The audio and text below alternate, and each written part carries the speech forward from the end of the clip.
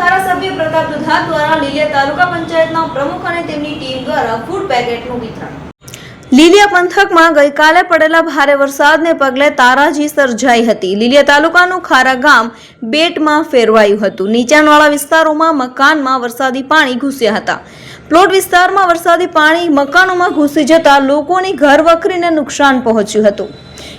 ખારા ગામમાં 2 મકાનો ધરાશાયી થયા હતા। પૂર્વ ધારાસભ્ય પ્રતાપ દુધાત દ્વારા લીલિયા તાલુકા પંચાયતના પ્રમુખ અને તેમની ટીમ દ્વારા ફૂડ પેકેટનું વિતરણ કરવામાં આવ્યું હતું।